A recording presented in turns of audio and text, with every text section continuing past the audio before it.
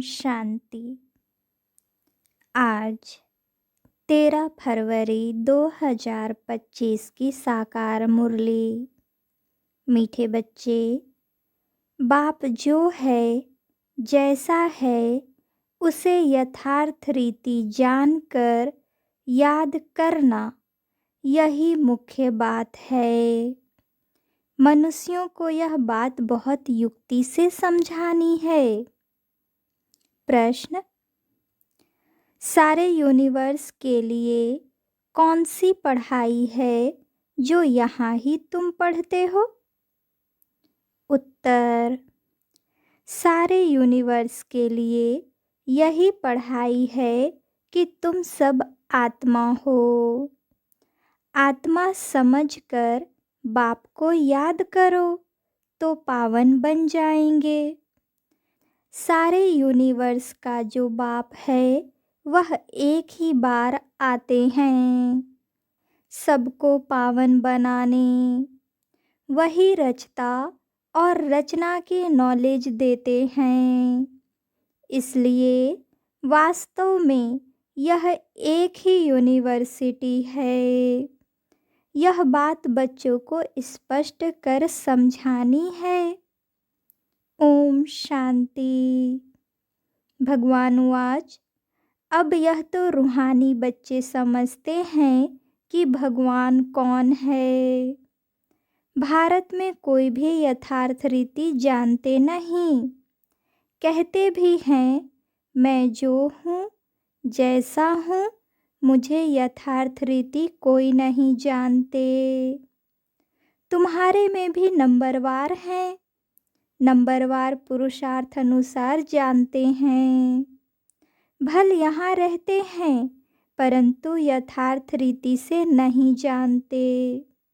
यथार्थ रीति जानकर और बाप को याद करना यह बड़ी मुश्किलात है। भल बच्चे कहते हैं कि बहुत सहज है, परंतु मैं जो हूँ मुझे निरंतर बाप को याद करना है। बुद्धि में यह युक्ति रहती है। मैं आत्मा बहुत छोटा हूँ। हमारा बाबा भी बिंदी छोटा है। आधा कल्प तो भगवान का कोई नाम भी नहीं लेते हैं। दुख में ही याद करते हैं हे भगवान। अब भगवान कौन है यह तो कोई मनुष्य समझते नहीं। अब मनुष्यों को कैसे समझाएं? इस पर विचार सागर मंथन चलना चाहिए। नाम भी लिखा हुआ है प्रजापिता ब्रह्मा कुमारी ईश्वरीय विश्वविद्यालय। इससे भी समझते नहीं हैं कि यह रूहानी बेहद के बाप का ईश्वरीय विश्वविद्यालय है। अब क्या नाम रखें जो मनुष्य झट समझ जाएं? कैसे मनुष्यों को समझाएं कि यह यूनिवर्सिटी है? यूनिवर्स से यूनिवर्सिटी अक्षर निकला है।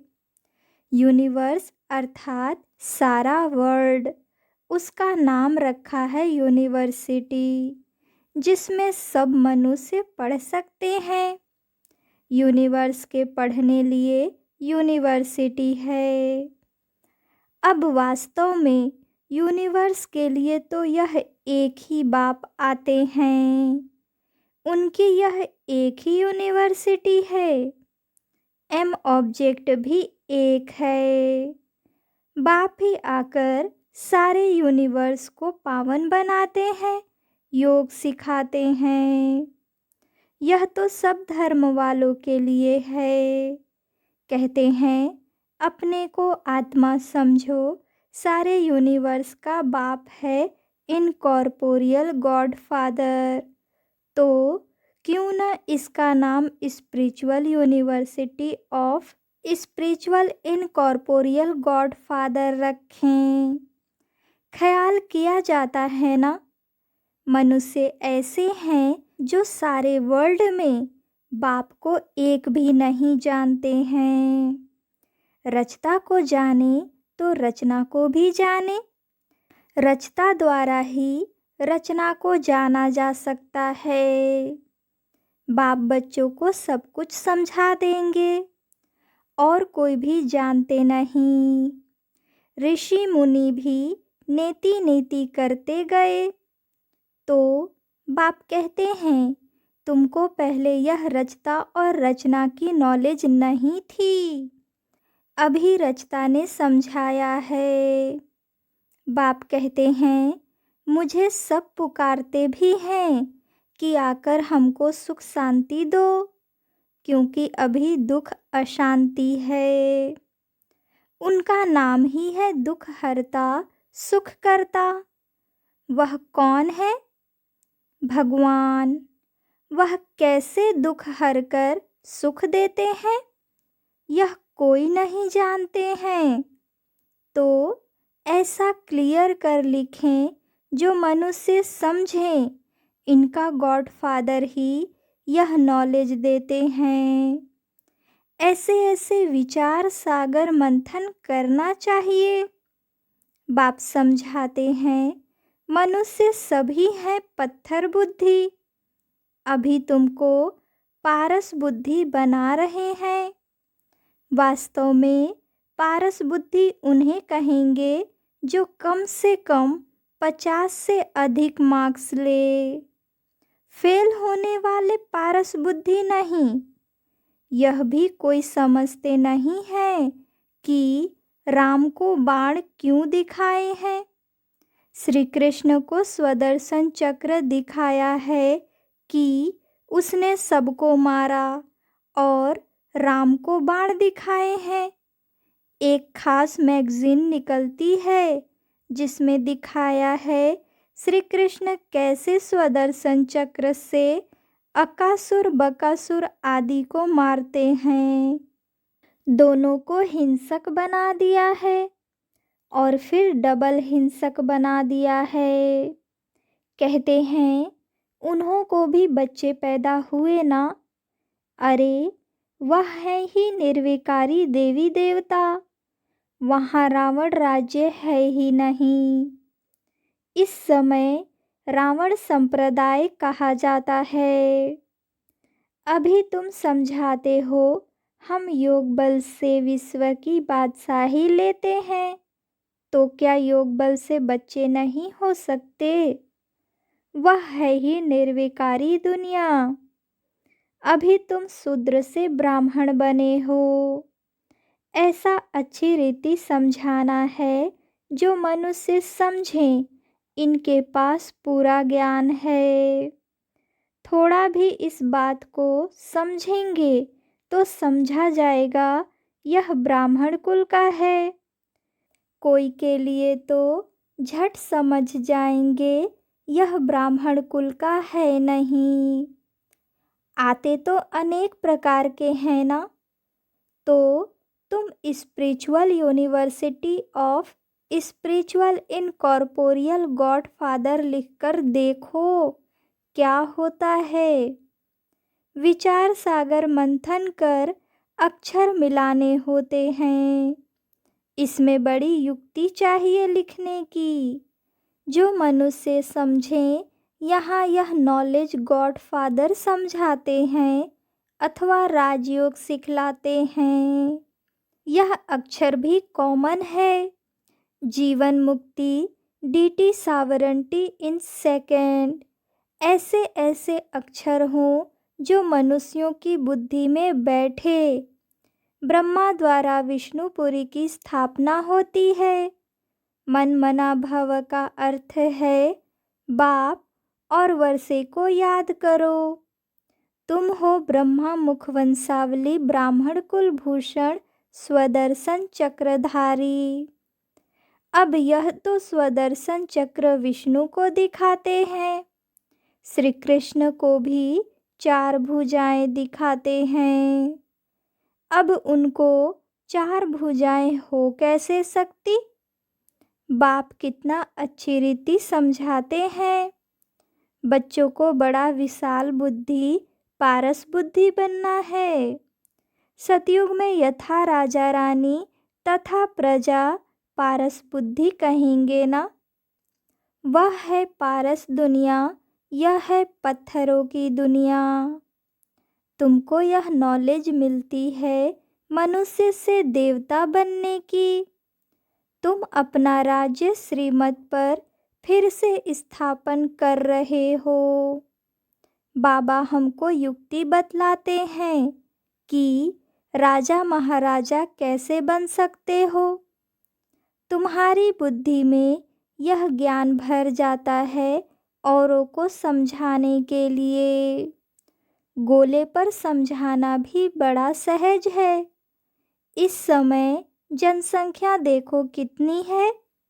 सतयुग में कितने थोड़े होते हैं। संगम तो है ना, ब्राह्मण तो थोड़े होंगे ना। ब्राह्मणों का युग ही छोटा है। ब्राह्मणों के बाद है देवताएं, फिर वृद्धि को पाते हैं। बाजोली होती है ना, तो सीढ़ी के चित्र के साथ विराट रूप भी होगा, तो समझाने में क्लियर होगा। जो तुम्हारे कुल के होंगे उनकी बुद्धि में रचता और रचना की नॉलेज सहज ही बैठ जाएगी। उनकी शक्ल से भी मालूम पड़ जाता है कि यह हमारे कुल का है या नहीं। अगर नहीं होगा तो तवाई की तरह सुनेगा। जो समझू होगा वह ध्यान से सुनेगा। एक बार किसको पूरा तीर लगा तो फिर आते रहेंगे। कोई प्रश्न पूछेंगे और कोई अच्छा फूल होगा तो रोज आपे ही आकर पूरा समझकर चला जाएगा। चित्रों से तो कोई भी समझ सकते हैं। यह तो बरोबर देवी देवता धर्म की स्थापना बाप कर रहे हैं। कोई न पूछते भी आपे ही समझते रहेंगे। कोई तो बहुत पूछते रहेंगे, समझेंगे कुछ भी नहीं। फिर समझाना होता है, हंगामा तो करना नहीं है। फिर कहेंगे ईश्वर तुम्हारी रक्षा भी नहीं करते हैं। अब वह रक्षा क्या करते हैं सो तो तुम जानते हो। कर्मों का हिसाब किताब तो हर एक को अपना अपना चुकतू करना है। ऐसे बहुत हैं, तबीयत खराब होती है तो कहते हैं रक्षा करो। बाप कहते हैं हम तो आते हैं पतितों को पावन बनाने। वह धंधा तुम भी सीखो। बाप 5 विकारों पर जीत पहनाते हैं तो और ही जोर से वह सामना करेंगे। विकार का तूफान बहुत जोर से आता है। बाप तो कहते हैं बाप का बनने से यह सब बीमारियां उथल खाएंगी। तूफान जोर से आएंगे। पूरी बॉक्सिंग है। अच्छे अच्छे पहलवानों को भी हरा लेते हैं। कहते हैं न चाहते भी कुदृष्टि हो जाती है। रजिस्टर खराब हो जाएगा। कुदृष्टि वाले से बात नहीं करनी चाहिए। बाबा सभी सेंटर्स के बच्चों को समझा रहे हैं कि कुदृष्टि वाले बहुत ढेर हैं। नाम लेने से और ही ट्रेटर बन जाएंगे। अपनी सत्यानाश करने वाले उल्टे काम करने लग पड़ते हैं। काम विकार नाक से पकड़ लेता है, माया छोड़ती नहीं है। कुकर्म, कुदृष्टि, कुवचन निकल पड़ते हैं, कुचलन हो पड़ती है। इसलिए बहुत बहुत सावधान रहना है। तुम बच्चे जब प्रदर्शनी आदि करते हो तो ऐसी युक्ति रचो जो कोई भी सहज समझ सके। यह गीता ज्ञान स्वयं बाप पढ़ा रहे हैं। इसमें कोई शास्त्र आदि की बात नहीं है।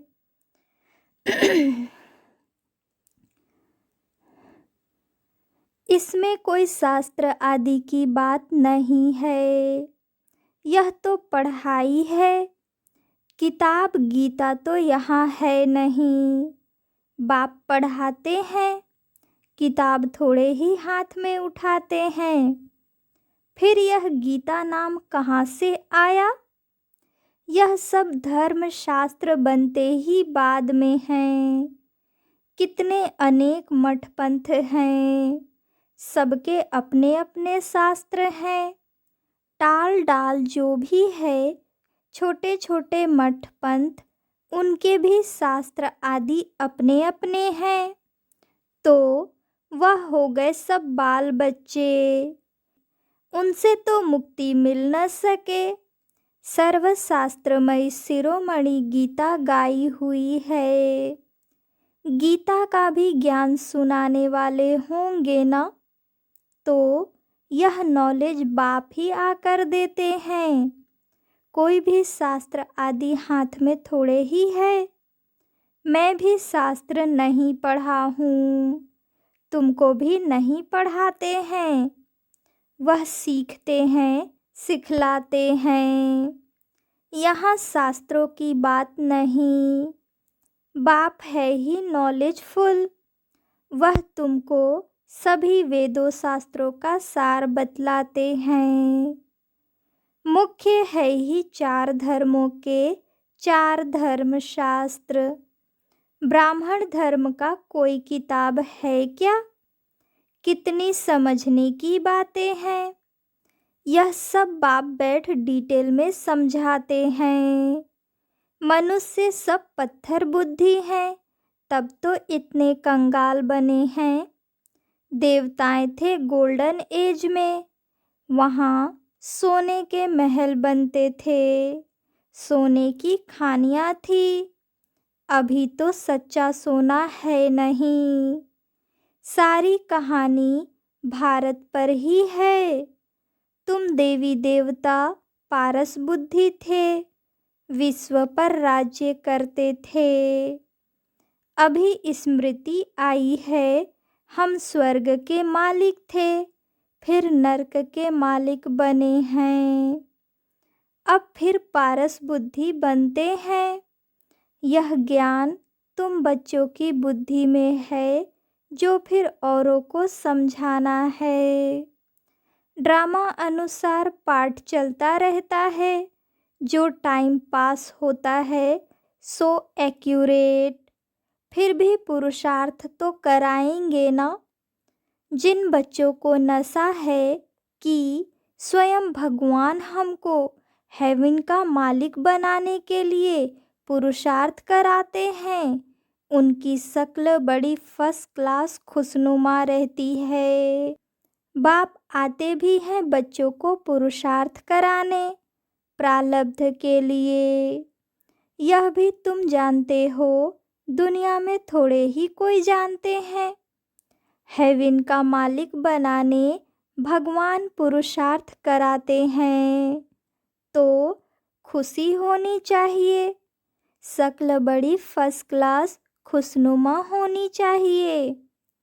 बाप की याद से तुम सदैव हर्षित रहेंगे।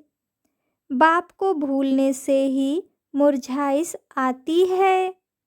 बाप और वर्षे को याद करने से खुशनुमा हो जाते हैं। हर एक की सर्विस से समझा जाता है। बाप को बच्चों की खुशबू तो आती है ना। सपूत बच्चों से खुशबू आती है, कपूत से बदबू आती है। बगीचे में खुशबूदार फूल को ही उठाने के लिए दिल होगी। अक को कौन उठाएंगे? बाप को यथार्थ रीति याद करने से ही विकर्म विनाश होंगे। अच्छा, मीठे मीठे सिकिलधे बच्चों प्रति माता पिता बाप दादा का याद प्यार और गुड मॉर्निंग। रूहानी बाप की रूहानी बच्चों को नमस्ते। धारणा के लिए मुख्य सार। पहली पॉइंट, माया की बॉक्सिंग में हारना नहीं है, ध्यान रहे कभी मुख से कुवचन न निकले।